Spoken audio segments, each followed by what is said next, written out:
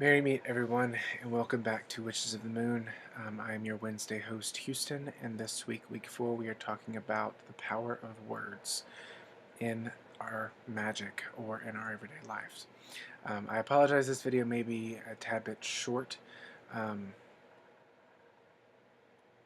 This is like my fourth time trying to make this video. I usually get lose track and totally go off topic, and I try to want to stay focused, so with that, words in the craft and in our daily lives can be used for all sorts of things. Each word can convey a different type of emotion, a type of, each word has a different type of energy to it, so certain words can make or break your day depending on how they're said and out of what context, just kind of like what Ava said. Now, with that being said, you know, words can be used in a magical sense. They can be used in a form of instant magic. They can kind of be your psychological trigger where you set yourself, excuse me, where you visualize over an amount of time. Let's say you want to set up your shields. So I have a friend of mine who is a very good friend, and she's very good at a craft. A friend of mine who, every time she's in a negative situation, um, she mumbles the word shields up. And that's just to herself. No one else can hear unless you're super close and you know what she's talking about. And I asked her one day, I was like, why do you do that? And she's like, well, I've done it so many times that when I set my shields, I mumble shields up. So now I don't have to visualize anything. I mean, you still kind of do. You feel the energy, but when she says the word shields up, it has been used so many times. She has used it repeatedly so many times as built up power. So when she says those words, the brain and her body and her energetic field already know what to do.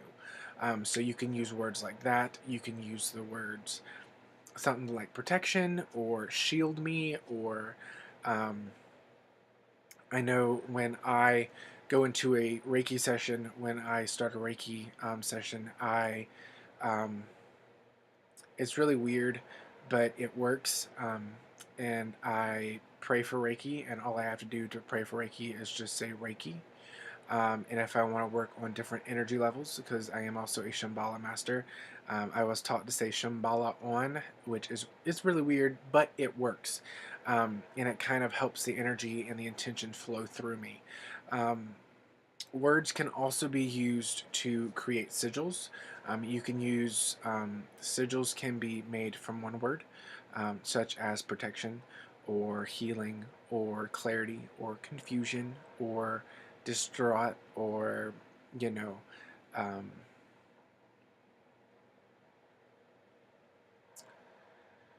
upheaval. Words like that. They can be for anything. I do have a couple sigils here that I'm gonna show you out of my personal journal, and they're basically one word. Two of them have two words in them, and I can explain. And I'll show you what I've done. I don't mind sharing what the sigils that I create, because over time I'll be changing them to something totally different. So I mean, you can use this if you want to. They're not in Theban. They're in well, no, they're not in Theban. They're in regular, bright alphabetical writing, I guess you could say, mundane Muggle writing. But um, here's some of the sigils. I don't know if you can see, but I have confusion. I have power, courage, healing, and angel protection. I think that's what it says. Angel assistance. Angel assistance, spiritual cleansing, clarity, energy, and protection.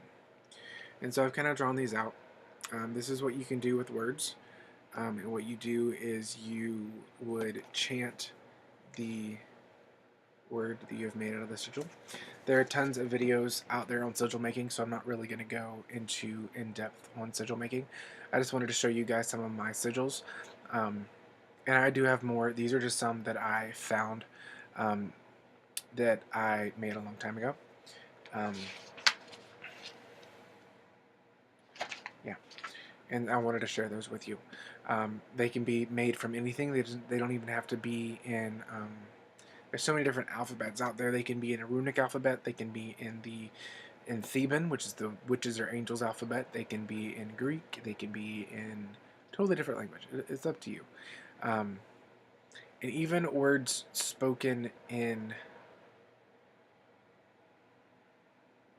a different language add a sense of mystery and power to your ritual, especially if you're doing group stuff. Um, it's just my experience. We did a group ritual. I did a group ritual with a circle that I am still with to an extent, but I don't meet with them as much. Um, we did a ritual, and the high priestess, she asked me to be one of the quarter callers, and I agreed. And the quarter call she had in Gaelic or in English, and she said, if you can't read the Gaelic, don't go through it, but you can try. And I did the Gaelic, and two other people did the Gaelic. One person didn't. They did English, which was fine. But those who were speaking Gaelic, you just kind of felt, you felt the energy like it was, being called to, but it just felt very mystical and very magical, just because Gaelic here isn't a well-known language, well-spoken language. So different languages, of course, can add a different feel to your ritual or energy working, if you want to put it that way. It's kind of like working with things in Latin, um, which a lot of high magicians or chaos magicians use Latin invocations and Latin commands, I guess you could say, um, like Descendant Columba and Ascendant Serpens. It's the descent of the dove and the ascent of the serpent, which is a way of centering, grounding, and centering yourself.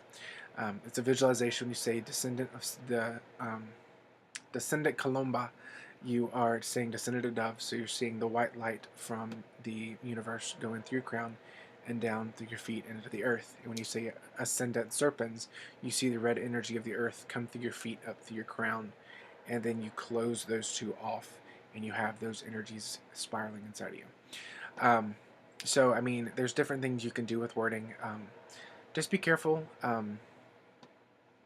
what you say, especially in spell writing. Make sure that your intention is very clear. Make sure it's not muddled. Um, I have a lot of stories of muddled spell writing.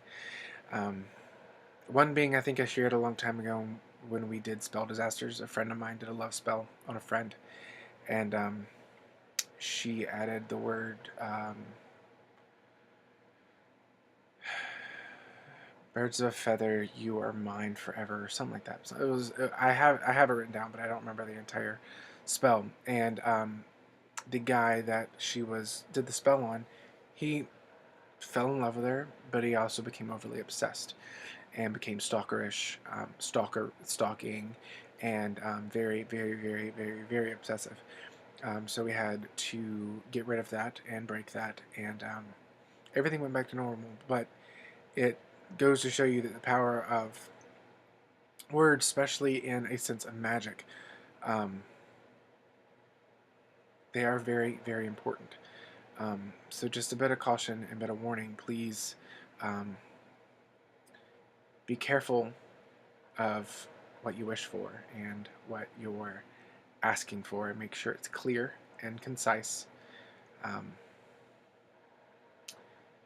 and be careful of the words you choose. And with that, I bid you all a great rest of your week. And until next week, many blessings.